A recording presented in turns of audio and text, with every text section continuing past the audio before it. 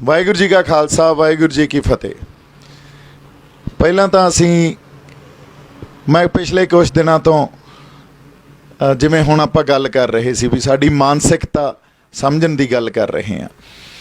दूजी गल ये कर रहे हैं भी जदों कोई किसी तरह की भी घटना हुंदी आ, कोई एक जिवें अपने इत्थे उहदे खालिस्तान का नारा लग्या है ना, खालिस्तान का नारा लग्या। आपां दोबारा गल करते हैं क्योंकि लाइव आ, कई बंदे उत्थे भी सुन लैणगे जी।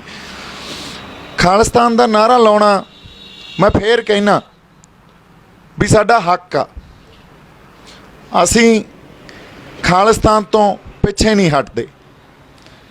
असीं किसी भी तरह के संघर्ष के वहण तो, संघर्ष के बड़े वहण बहिंदे आ बाई, इनू साइलेंट ते कर लो, बड़े वहण बहिंदे आ संघर्ष के। संघर्ष का एक वहण वो विहा सी जदों असीं पहलां साडे संत जरनैल सिंह भिंडरां वालियां ने लड़ाई लड़ी। संतां ने जिद्दें तक दरबार साहब ते अटैक नहीं होया उदों तक आनंदपुर साहब दे मते ते पहरा दिता, खुद मुख्तियारी ते पहरा दिता। उन्होंने बहुत जोर ला लिया ये कहण ते भी तुसीं खालिस्तान कहो भी चाहुंदे हो। वो कहंदे जी मैं नहीं चाहुंदा, पर जे सरकारां देणगीआं असीं लै लांगे, असीं 47 वाली गलती नहीं करदे। पर हजे असीं यूनीयन दे विच रह के ही देखना। आनंदपुर साहब ते पूरा पहरा दिंदे रहे, जोर ला लिया सरकारां ने, पर संतां ने कदे भी आपदे मूँह चों ये गल नहीं कढ़ी भी असीं खालिस्तान लई लड़ रहे हैं। क्यों? दूरदर्शी सी, समझ सी उन्हां नूं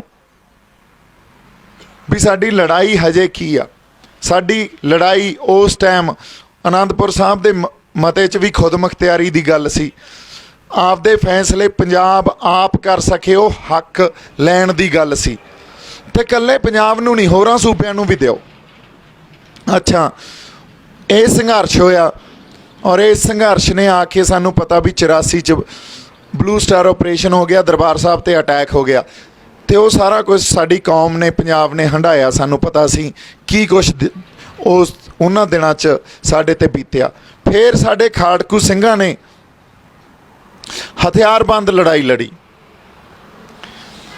उस हथियारबंद लड़ाई च बड़ियां शहादतां होईयां, बड़ा खून डुलिया।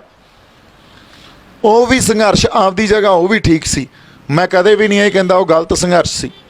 उस संघर्ष ने सानू बहुत कुछ दिता, असी गवाया बहुत कुछ आ, पर जे असी कहिए प्राप्तियां नहीं हुई, बहुत प्राप्ति आ उस संघर्ष की। अच्छा, जे वो संघर्ष नहीं लड़िया जाता तो किते ना किते पंजाब दा मिहना रहना सी, क्योंकि ये गल संत आप कह के गए सी भी मैं कौम नूं एक बारी तो प्रतख करा दूंगा भी तुसीं गुलाम हो। उदों बाद कौम लड़ाई आपदी आपे लड़ लूगी। सो फिर कौम ने लड़ाई लड़ी, नहीं तो मिहना रहना सी पंजाब दा भी साडे सिरां साडे गलां च गुलामी पाती ते साडी लड़ाई कौन लड़ रहा। तो उन्होंने वो बंदियां ने लड़ाई लड़ी। सरकारां तां बदनाम ही करदियां हुंदियां, इन्हां दे काम आ भी जिहड़ा इन्हां तो जिहड़ा विके ना उहनूं बदनाम कर दो। सो उस लड़ाई तो बाद सानू पता जिस वेले संत जरनैल सिंह भिंडरां वाले आनंदपुर साहब दे मते ते पहरा दे रहे सी, साडे पोलीटिकल धिरां ने उत्थे गदारियां कीतियां।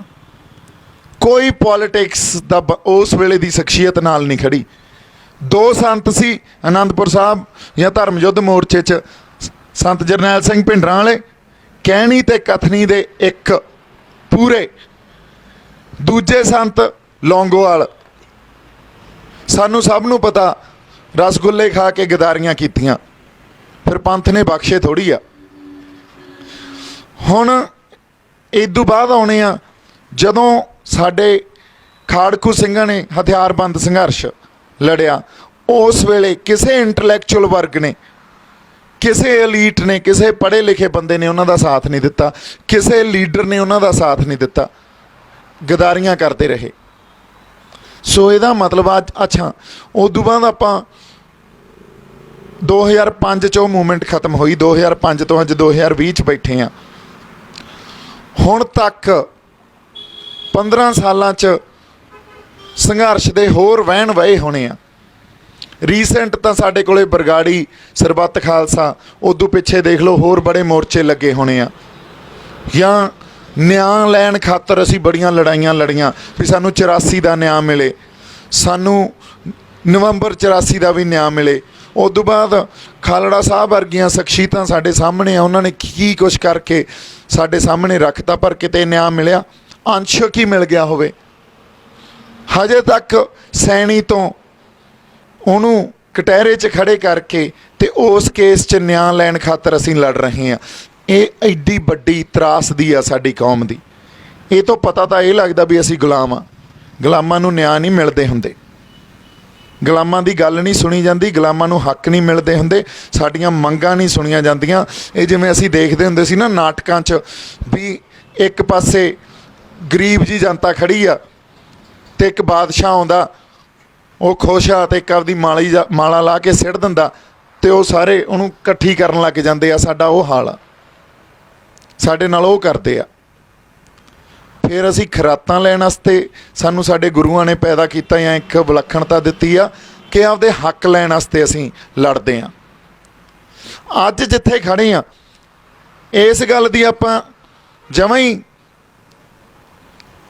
ਇਹ ਗੱਲ ਨੂੰ ਆਪਾਂ ਪ੍ਰਮਾਣ ਨਹੀਂ ਕਰਦੇ ਵੀ ਹਥਿਆਰਬੰਦ ਸੰਘਰਸ਼ ਲੜਿਆ ਜਾਵੇ।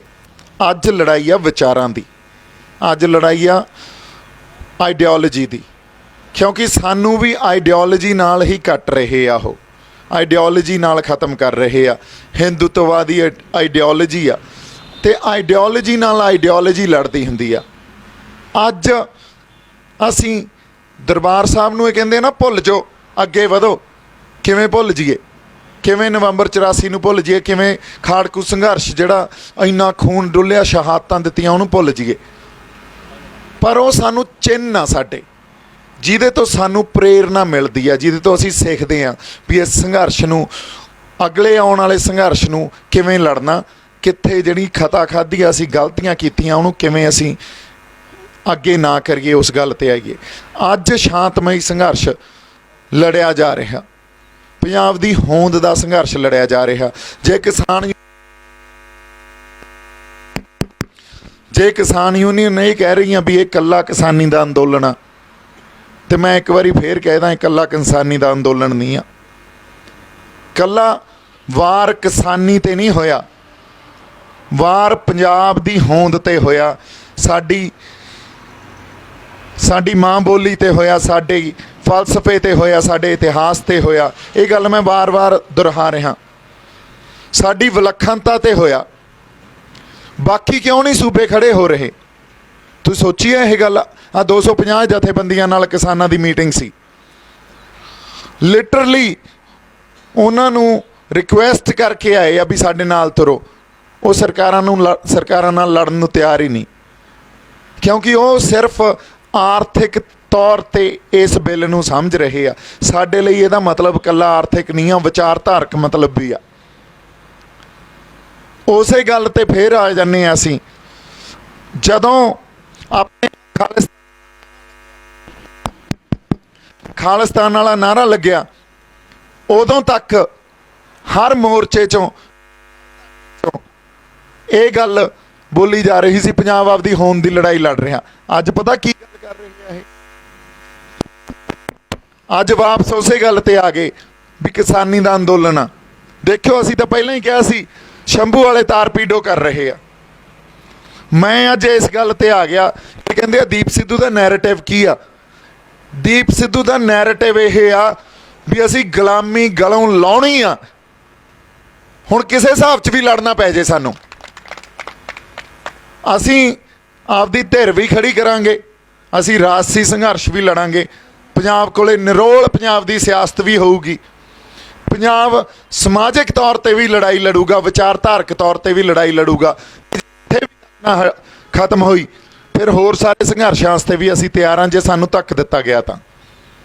ਪਰ ਹਜੇ ਜਿੱਥੇ ਅਸੀਂ ਖੜੇ ਹਾਂ, ਹਜੇ ਸਾਡਾ ਸੰਘਰਸ਼ ਜਾਂ ਸਾਡੇ ਸੰਘਰਸ਼ ਦੀ ਸੇਧ ਆ ਜਿਹੜੀ, ਉਹ ਸ਼ਾਂਤਮਈ ਆ। ਔਰ ਉਹ ਉਨੀ ਹੀ ਸ਼ਾਂਤਮਈ ਆ ਜਿੰਨੀ ਸ਼ਾਂਤਮਈ ਸੰਘਰਸ਼ ਜਾਂ ਜਿੰਨੀ ਸ਼ਾਂਤਮਈ ਸ਼ਹੀਦੀ ਸ਼੍ਰੀ ਗੁਰੂ ਅਰਜਨ ਦੇਵ ਸਾਹਿਬ ਨੇ ਦਿੱਤੀ ਸੀ, ਪੰਜਵੇਂ ਪਾਤਸ਼ਾਹ ਨੇ, ਜਿਨ੍ਹਾਂ ਨੂੰ ਆਪਾਂ ਸ਼ਹੀਦਾਂ ਦੇ ਸਰਤਾਜ ਕਹਿੰਦੇ ਆ। ਸਾਡੀ ਸੇਧ ਅੱਜ ਜਿਹੜੀ ਸੰਘਰਸ਼ ਦੀ ਆ ਉਹ ਉਸ ਸ਼ਹੀਦੀ ਤੋਂ ਆ। ਉਨੀ ਸ਼ਾਂਤਮਈ, ਓਨਾ ਸ਼ਾਂਤਮਈ ਸੰਘਰਸ਼ ਲੜ ਰਹੇ ਹਾਂ ਅਸੀਂ। ਹੁਣ ਆ ਜਾਂਦੇ ਆਪਾਂ ਖਾਲਿਸਤਾਨ ਦੇ ਨਾਅਰੇ ਤੇ।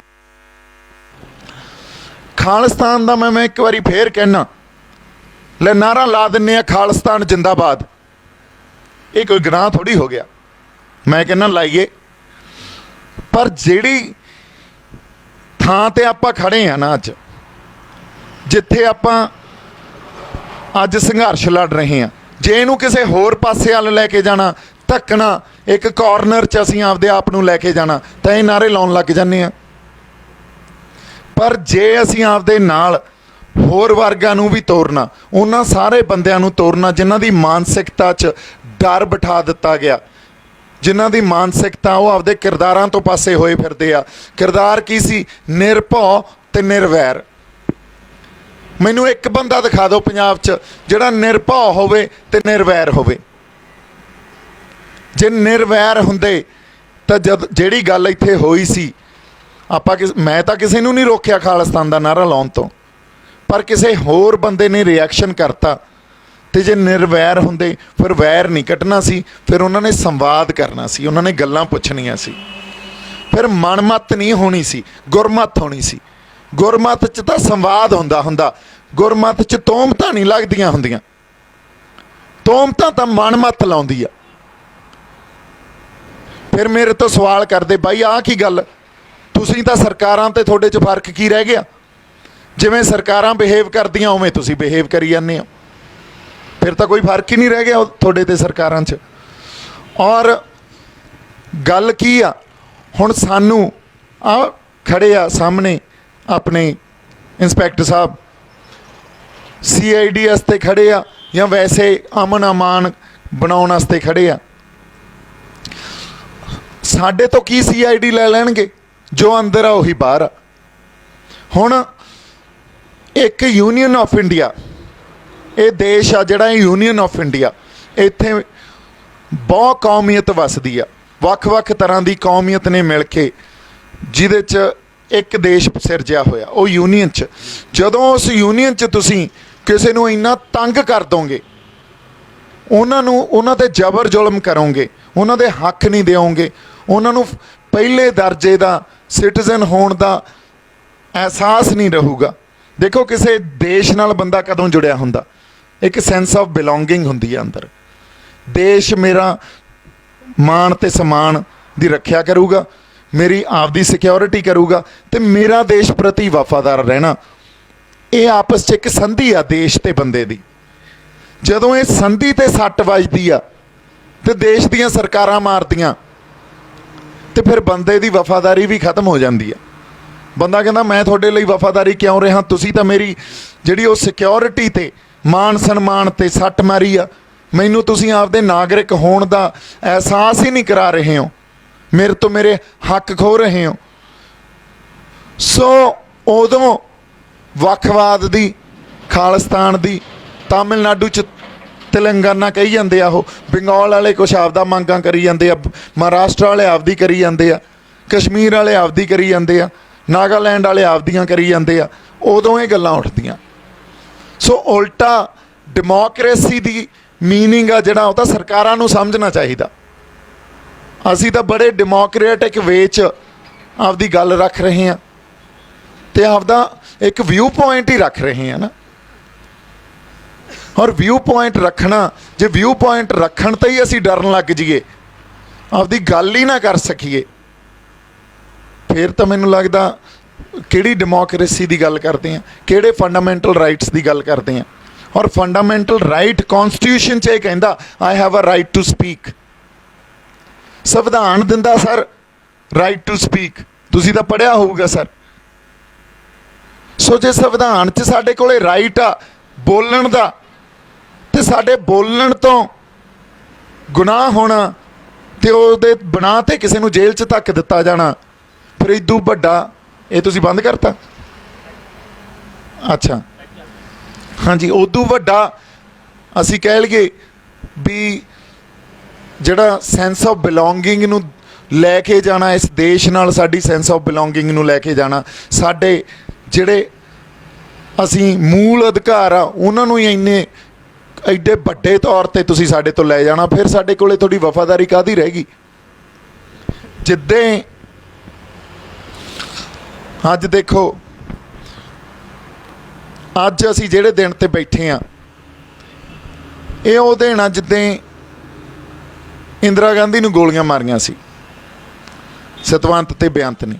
ਹੁਣ ਪੂਰੀ ਗੱਲ ਨੂੰ ਸਮਝਦੇ ਆ, ਵਰਤਾਰਾ ਕੀ ਸੀ। ਇੱਕ ਉਸ ਵੇਲੇ ਦੀ ਸਰਕਾਰ ਨੇ ਜਿਹਨੇ ਸਾਡੀ ਜਾਨ ਮਾਲ ਦੀ ਰੱਖਿਆ ਕਰਨੀ ਸੀ, ਸਾਡੀ ਕੌਮੀਅਤ ਦੀ ਰੱਖਿਆ ਕਰਨੀ ਸੀ, ਸਾਡੇ ਲਈ ਇੱਕ ਸਾਰਥਕ ਸਮਾਜ ਸਿਰਜਣਾ ਸੀ ਜਿਹਦੇ 'ਚ ਸਾਨੂੰ ਵਿਤਕਰਾ ਨਾ ਮਹਿਸੂਸ ਹੋਵੇ, ਅਸੀਂ ਫਸਟ ਗ੍ਰੇਡ ਸਿਟੀਜ਼ਨ, ਪਹਿਲੇ ਦਰਜੇ ਦੇ ਸ਼ਹਿਰੀ ਆਪਦੇ ਆਪ ਨੂੰ ਮਹਿਸੂਸ ਕਰ ਸਕੀਏ। ਇਹ ਸਭ ਕੁਝ ਤਾਂ ਕੀ ਕਰਨਾ ਸੀ। ਸਾਡੇ ਉਸ ਪਵਿੱਤਰ ਜਗ੍ਹਾ ਤੇ ਜਿੱਥੋਂ ਸਾਨੂੰ ਜਿਹੜਾ ਸਾਡੀ ਆਤਮਿਕ ਸੋਮਾ ਜਿੱਥੋਂ ਮਿਲਦਾ ਉਹਦਾ ਪ੍ਰਤੀਕ ਆ, ਉੱਥੇ ਹਮਲਾ ਕਰਤਾ।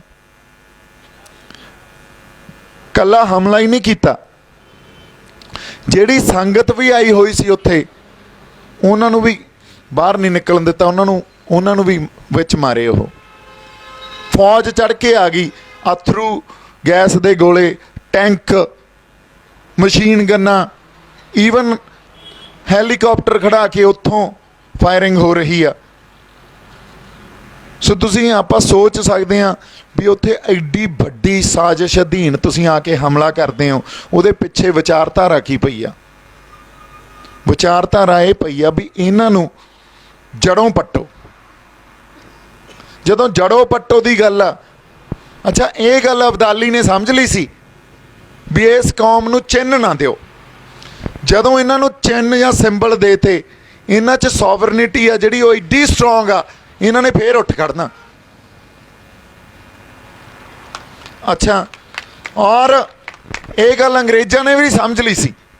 ਅੰਗਰੇਜ਼ ਹਿੰਦੁਸਤਾਨ 'ਚ ਹਰ ਧਰਮ ਨੂੰ ਉਹਨਾਂ ਦੇ ਅਨੁਸਾਰ ਚਲਾਉਣ ਦੀ ਖੁੱਲ੍ਹ ਸੀ, ਇਕੱਲੇ ਸਿੱਖ ਧਰਮ ਨੂੰ ਨਹੀਂ ਸੀ। ਸਾਡੇ ਤੇ ਪੂਰੀ ਨਿਗਾਹ ਹੁੰਦੀ ਸੀ, ਮਹਾਨਤਾ ਦੇ ਥਰੂ ਸਾਡੇ ਸਿੱਖ ਧਰਮ ਨੂੰ ਕੰਟਰੋਲ ਕਰਕੇ ਰੱਖਿਆ ਹੋਇਆ ਸੀ।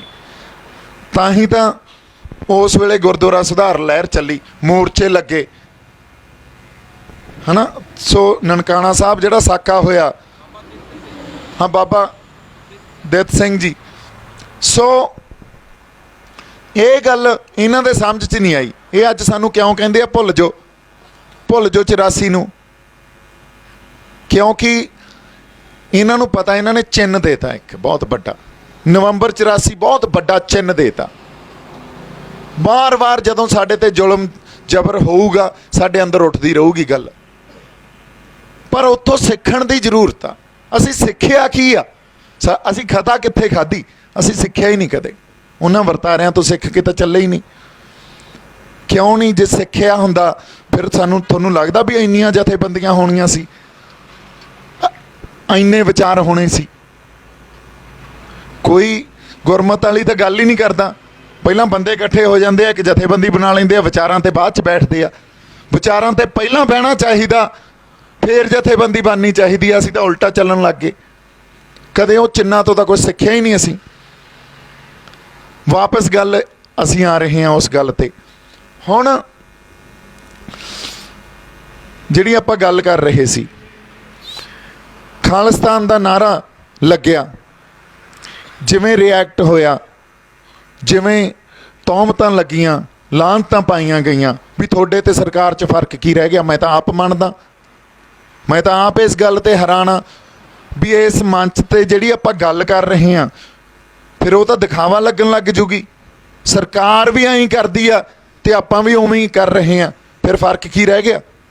ਪਰ ਇਸ ਗੱਲ ਤੇ ਤਾਂ ਵਿਚਾਰ ਹੋਣੀ ਚਾਹੀਦੀ ਸੀ ਨਾ। ਇਹ ਗੱਲ ਨੂੰ, ਇਹ ਵਰਤਾਰੇ ਨੂੰ ਸਮਝਣਾ ਚਾਹੀਦਾ ਸੀ ਨਾ। ਹੋਇਆ ਕਿਉਂ? ਅਸੀਂ ਤਾਂ ਫੇਰ ਨਿਖੜ ਕੇ ਬਹਿ ਗਏ, ਇੱਕ ਦੂਜੇ ਦੀਆਂ ਲੱਤਾਂ ਖਿੱਚਣ ਲੱਗ ਗਏ। ਸੋ ਮੈਨੂੰ ਐਂ ਲੱਗਦਾ ਸਾਡੇ ਅੰਦਰ ਨਾ ਇੱਕ ਦੂਜੇ ਦੇ ਵਿਚਾਰਾਂ ਨੂੰ ਸਮਝਣ ਦੀ ਜਾਂ ਉਹ ਮਾਨਸਿਕਤਾ। ਅੱਜ ਮੈਂ ਕੁਝ ਕਹਿਣ ਲੱਗ ਜਾਂਦਾ, ਮੈਂ ਐਂ ਕਹਿੰਦਾ ਵੀ ਆਹ ਸਾਰੇ ਬੰਦੇ ਮੇਰੀਆਂ ਗੱਲਾਂ ਮੰਨਣ, ਜਿਹੜਾ ਨਹੀਂ ਮੰਨਦਾ ਉਹ ਵਿਰੋਧੀ ਹੋ ਗਿਆ ਮੇਰਾ। ਇਸ ਲੈਵਲ ਤੱਕ ਪਹੁੰਚ ਜਾਂਦੇ ਆ। ਅੱਛਾ, ਜਿਹੜਾ ਨਹੀਂ ਮੰਨਦਾ ਉਹਨੇ ਜੇ ਆਪਦੀ ਗੱਲ ਕਹੀ ਤੇ ਜੇ ਇਹ ਮਾਨਸਿਕਤਾ ਹੋਊ, ਉਹਨੂੰ ਵਿਰੋਧੀ ਮੰਨ ਕੇ ਮੇਰੇ 'ਚ ਤਲਖੀ ਆਉਣੀ ਸੁਭਾਵਿਕ ਆ, ਮੇਰੇ 'ਚ ਕਠੋਰਤਾ ਆਉਣੀ, ਮੇਰੀ ਭਾਸ਼ਾ ਤੇ ਕੰਟਰੋਲ ਨਹੀਂ ਰਹਿਣਾ, ਇਹ ਵੀ ਗੱਲ ਸੁਭਾਵਿਕ ਆ। ਸੋ ਇਹ ਜਿਹੜੀ ਮਾਨਸਿਕਤਾ ਮੈਂ ਪਿਛਲੇ 4-5 ਦਿਨਾਂ 'ਚ ਸਮਝੀ ਹੈ ਨਾ, ਸਾਨੂੰ ਆਪਦੇ ਕਿਰਦਾਰਾਂ ਤੇ ਵੀ ਕੰਮ ਕਰਨਾ ਪਊਗਾ। ਸਾਡੇ ਸਮਾਜਿਕ ਬਣਤਰ ਤੇ, ਹਾਂਜੀ, ਸਾਨੂੰ ਸਾਡੇ ਕਿਰਦਾਰਾਂ ਤੇ, ਸਮਾਜਿਕ ਬਣਤਰ ਤੇ, ਸਾਡੀ ਸਿਆਸਤ ਤੇ ਅਸੀਂ ਤਾਂ ਬਹੁਤ ਜ਼ਿਆਦਾ ਉਹਨਾਂ ਅਮਲਾਂ ਤੋਂ ਦੂਰ ਚਲੇ ਗਏ ਹਾਂ ਜਿੱਥੇ ਗੁਰੂਆਂ ਨੇ ਸਾਨੂੰ ਲਾਇਆ ਸੀ। ਸਾਨੂੰ ਇਹ ਸਾਰੀਆਂ ਚੀਜ਼ਾਂ ਤੇ ਡੈਫੀਨੇਟਲੀ ਕੰਮ ਕਰਨਾ ਪਊਗਾ।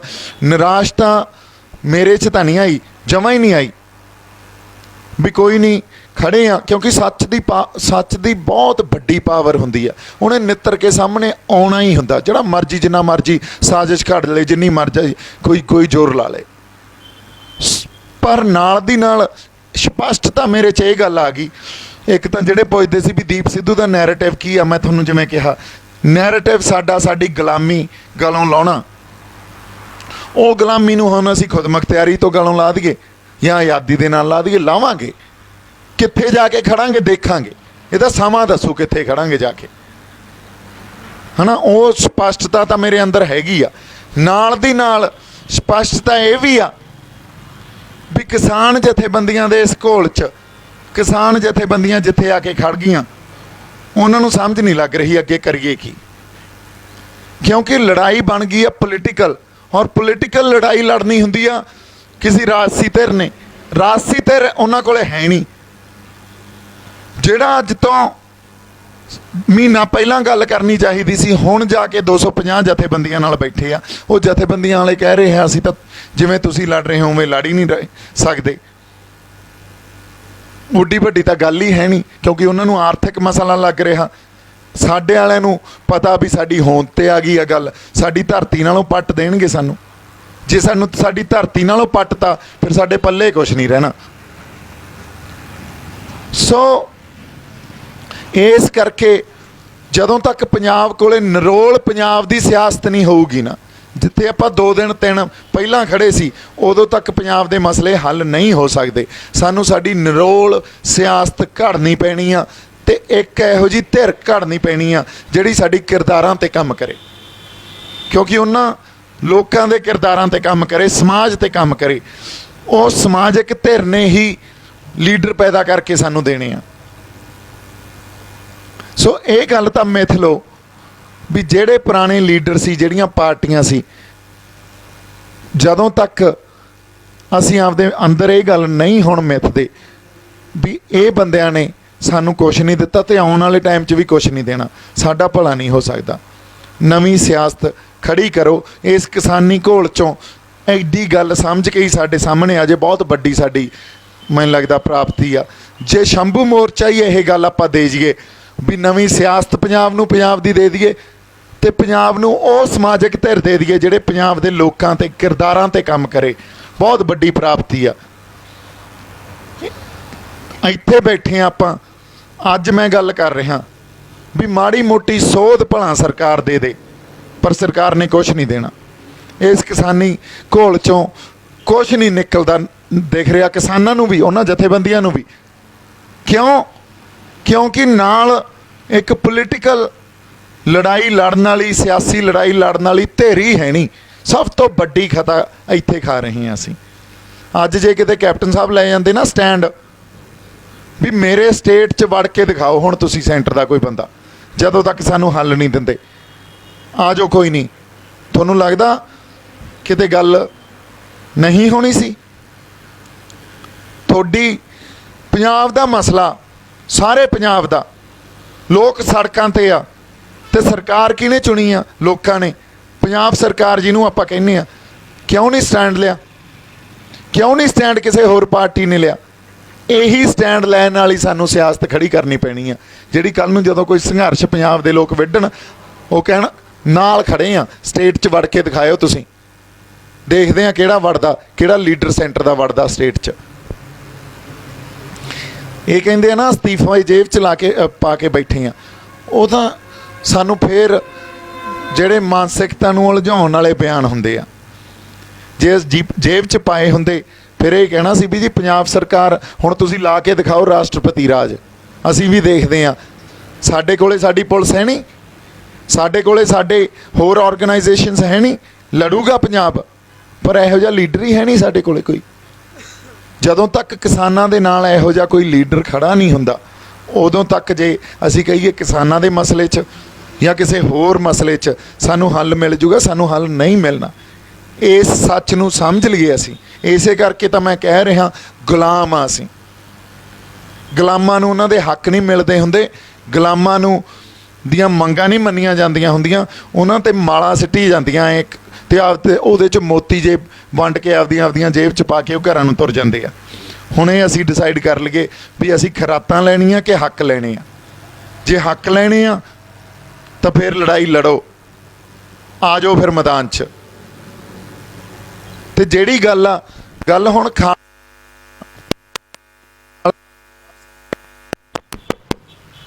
ਖਾਲਿਸਤਾਨ ਤੇ ਵਾਪਸ ਆਉਣੇ ਆ।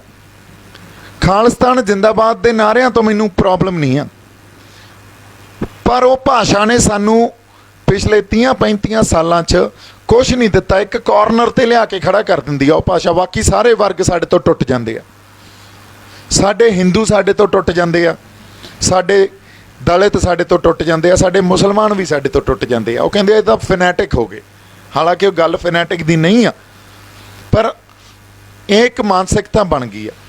ਇਸ ਕਰਕੇ ਸਾਨੂੰ ਭਾਸ਼ਾ ਬਦਲਣੀ ਪਊਗੀ, ਅਰਥ ਚਾਹੇ ਉਹੀ ਰੱਖ ਲਈਏ, ਸਾਨੂੰ ਨਵੀਂ ਭਾਸ਼ਾ ਕੱਢਣੀ ਪਊਗੀ, ਜਿਹੜੀ ਭਾਸ਼ਾ ਹਰ ਕਿਸੇ ਨੂੰ, ਸਾਡੇ ਹਰ ਵਰਗ ਨੂੰ ਸਮਝ ਆਵੇ। ਸਾਡੇ ਹਿੰਦੂ ਨੂੰ ਵੀ ਸਮਝ ਆਵੇ, ਸਾਡੇ ਮੁਸਲਮਾਨ ਨੂੰ ਵੀ ਸਮਝ ਆਵੇ, ਸਾਡੇ ਹੋਰ ਵੀ ਵਰਗਾਂ ਨੂੰ ਉਹ ਭਾਸ਼ਾ ਸਮਝ ਆਵੇ ਕਿ ਇਕੱਲੀ ਆਪਾਂ ਸਿੱਖਾਂ ਤੱਕ ਹੀ ਭਾਸ਼ਾ ਰੱਖਣੀ ਆ। ਇਹ ਤੁਸੀਂ ਆਪ ਡਿਸਾਈਡ ਕਰ ਲਓ। ਜੇ ਇਕੱਲੀ ਸਿੱਖਾਂ ਤੱਕ ਭਾਸ਼ਾ ਰੱਖਣੀ ਆਪਾਂ ਉਹ ਬੋਲ ਲੈਂਦੇ ਆ, ਜੇ ਹਰ ਵਰਗ ਨੂੰ ਸਮਝ ਆਉਣ ਵਾਲੀ ਭਾਸ਼ਾ ਬੋਲਣੀ ਆ ਤਾਂ ਉਹ ਬੋਲ ਲੈਂਦੇ ਆ। ਇਹ ਤਾਂ ਸੰਗਤ ਡਿਸਾਈਡ ਕਰ ਲੇ, ਫਿਰ ਮੈਨੂੰ ਜਿਵੇਂ ਹੁਕਮ ਲਾਉਣਗੇ ਉਵੇਂ ਕਰ ਲਾਂਗੇ ਆਪਾਂ। ਸੋ ਇੰਨੀਆਂ ਕੁ ਗੱਲਾਂ ਆਪਾਂ ਕਰਨੀਆਂ ਸੀ, ਕੋਈ ਨਹੀਂ।